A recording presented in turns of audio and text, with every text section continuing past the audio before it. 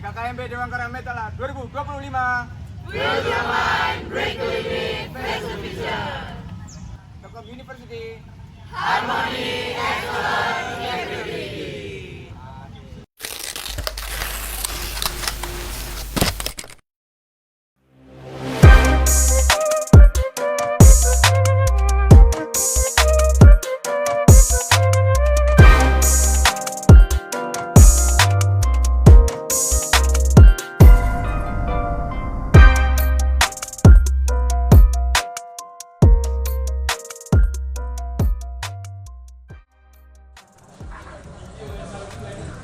Oh, kan ini kan aku habis baca berita di HP kan ya. Ini katanya ada demo di negeri ini kan ya.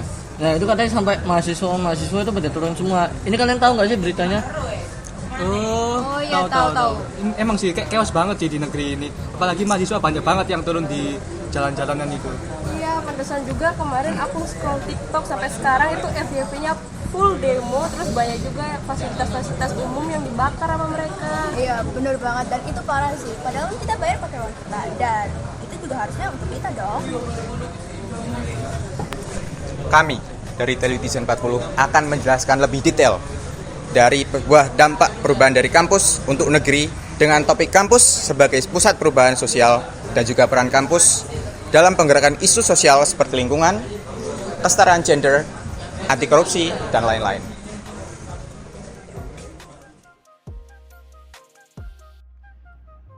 Penjelasan tentang isu lingkungan. Pengertian, isu lingkungan adalah permasalahan yang terjadi akibat kerusakan atau perubahan lingkungan alam, baik secara alami maupun karena ulah manusia, yang berdampak langsung terhadap kehidupan manusia dan makhluk hidup lainnya. Contoh isu lingkungan sebagai isu sosial antara lain, yang pertama ada polusi udara dan air, yang kedua ada perubahan iklim. Nah, penyebab isu lingkungan itu juga berdampak kepada sosial. Contohnya adalah penebangan hutan liar, pertambangan tanpa pengelolaan limbah, dan juga penggunaan bahan kimia yang berbahaya. Dampaknya adalah kesehatan masyarakat menurun, pencemaran udara, dan air tercemar. Adapun solusi untuk mengatasi isu lingkungan tersebut, yang pertama, solusi dari pemerintah seperti penegakan hukum, kemudian ada solusi untuk masyarakat, yang itu dengan meningkatkan kesadaran dan pendidikan lingkungan sejak dini. Dan yang ketiga adalah ada solusi untuk dunia usaha yang dimana untuk menerapkan prinsip green industry. Yang keempat itu adalah kolaborasi global, yaitu kerjasama antar negara seperti Paris Agreement untuk pengurangan emisi karbon.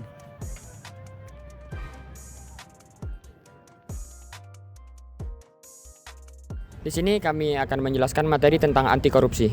Anti korupsi adalah upaya untuk mencegah, mengurangi, dan memberantas korupsi melalui tindakan, kebijakan, dan sikap yang menjunjung tinggi kejujuran, integritas, dan transparansi. Penyebab terjadinya korupsi adalah individu berserakan, lemahnya moral, gaya hidup, dan mewah. Lalu yang kedua adalah ekonomi, contohnya seperti gaji rendah dan kesenjangan sosial yang tinggi. Selanjutnya adalah dampak dari terjadinya korupsi. Yang pertama pada aspek ekonomi yang akan menurunkan masukan ekonomi dan juga akan merusak anggaran negara. Kedua, pada aspek sosial, yaitu akan lebih maraknya kemiskinan dan juga penurunan kualitas pelayanan publik. Untuk selanjutnya ada solusi mengatasi korupsi. Yang pertama adalah pendidikan. Dalam pendidikan ini kita perlu menanamkan nilai anti korupsi sejak dini. Nah, yang kedua ada penegakan hukum. Penegakan hukum ini kita harus memberikan hukuman yang tegas bagi pelaku korupsi. Dan yang terakhir adalah birokrasi, reformasi birokrasi, yaitu sistem yang transparan dan akuntabel.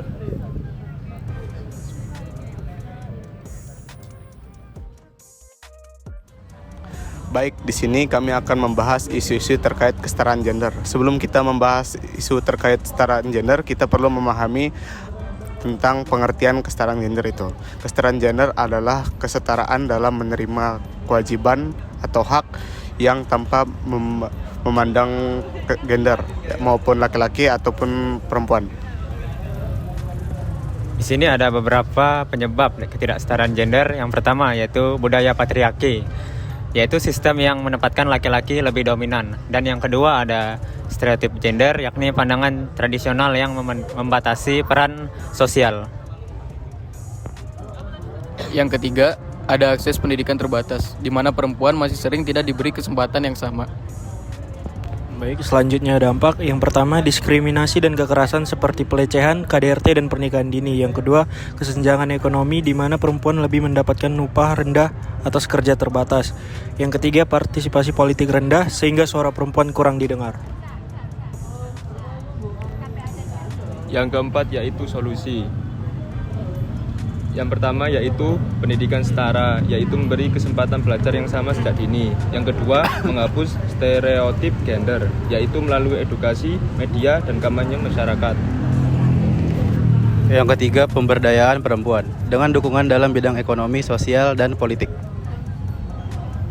Ya, jadi setelah banyaknya penjelasan dari teman-teman saya ini, kenapa kita menyangkut pautkan dengan kasus ini adalah karena dengan memahami penyebab, dampak, dan solusi, kita bisa lihat kalau kesetaraan gender bukan cuma soal perempuan, tapi kemanusiaan dan keadilan. Dan juga tentang menciptakan masyarakat yang adil, seimbang, dan inklusif bagi manusia. Dan ingat, kita ini sama, seorang manusia.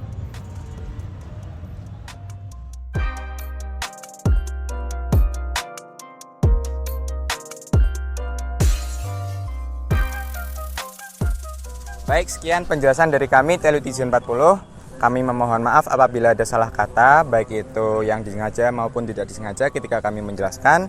Dan kami dari Telutizen 40 mengucapkan terima kasih sebesar-besarnya atas atensi yang diberikan. PKKMB Dewangkara Metala 2025, Build your mind, break the limit, face the future. Telkom University, Harmony, Excellence, Integrity. Terima kasih, bye-bye.